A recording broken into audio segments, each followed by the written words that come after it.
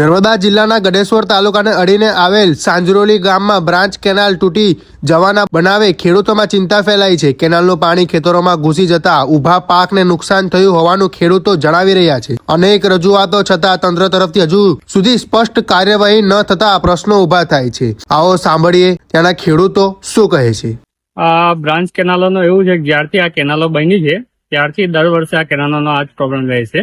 જ્યારે આ લોકો પાણી છોડે છે એટલે કહેવામાં આવે કે અમે કેનાલ સાફ કરી દીધી, પાણી છોડ્યું છે અને એના પાણી પછી આ રીતના કેનાલ તૂટી જાય અને આજુબાજુના લગભગ 50 થી 100 એકર જમીનમાં આ પાણી ફરી વળે છે। હવે વારંવાર ખેડૂતો આ પાકમાં બિયાણો, મોંઘા ભાવના બિયારણ, ટ્રેક્ટરને ખર્ચો કરે છે, પણ આ રીતના પાણી તૂટવાથી અને આ અધિકારીઓની બેદરકારી, આ નર્મદા નિગમના અધિકારીઓની એટલી બેદરકારીના કારણે વારંવાર રજૂઆત કરવા છતાં આ લોકો આ રિપેર કરતા નથી કે કેનાલની સાફ સફાઈ કરવામાં આવતી નથી। અને જ્યારે વધારે ઉગ્ર રજૂઆત અથવા આ રીતના પત્રકાર કે મીડિયાને બોલાવીને અમે જ્યારે રિપોર્ટિંગ આપીએ છીએ ત્યારે આ લોકો કેનાલ બંધ કરી દે છે। હવે આ કેનાલ આ લોકો બંધ કરી દે એના કારણે આજુબાજુ જે અત્યારે પાક વાવ્યો છે એ પાકને પાણી જ મળતું નથી અને એ ઉભો પાક સુકાઈ જાય છે। એટલે ખેડૂતોને ડબલ બાજુ માર પડે, રજૂઆત કરે તોય નુકસાન છે અને નથી રજૂઆત કરે તોય નુકસાન છે। ભાઈ તરવી અંબાલા જુવાર બાજરી ઉડી ગઈ।